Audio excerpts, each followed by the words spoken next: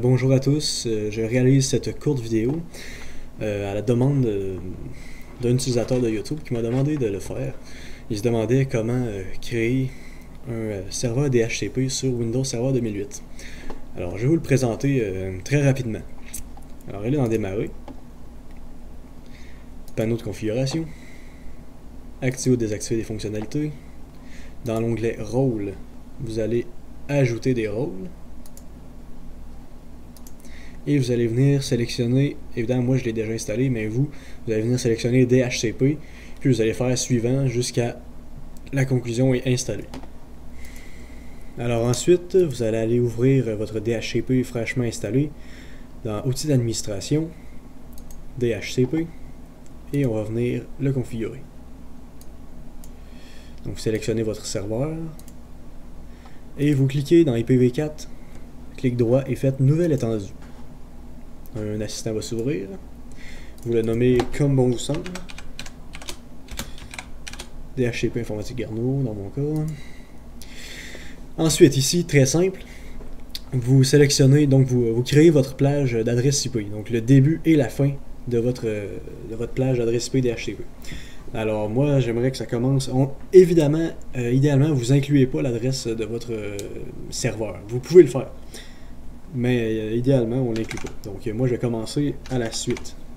Je vais mettre 200, puisque mon serveur est 199. Puis je vais terminer 50 IP plus loin. À 250. Puis ça ici, moi je le laisse par défaut. C'est dans votre cas, ça dépend du sous-réseau que vous voulez appliquer.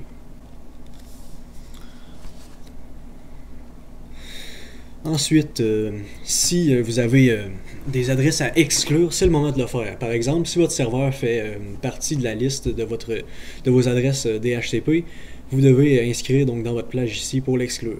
C'est important. Dans mon cas, j'ai rien à exclure. Ensuite, ici, ça va être la durée du bail de votre adresse IP. Donc, dans ce cas-ci, par défaut, après 8 jours, l'adresse IP expirerait et serait susceptible de changer pour les clients de votre réseau DHCP. Ce ne serait pas nécessairement le cas. S'il n'y a pas assez d'utilisateurs sur votre réseau, ils vont probablement garder la même adresse IP. Mais enfin bref, c'est libre à vous, là, selon vos besoins. Ensuite, on va faire non. On va le faire plus tard. Et terminé. Maintenant, descendez à Options descendues et faites configurer les options. Vous allez venir cocher routeur et serveur DNS. Et dans les deux cas, vous allez venir inscrire l'adresse IP de votre serveur.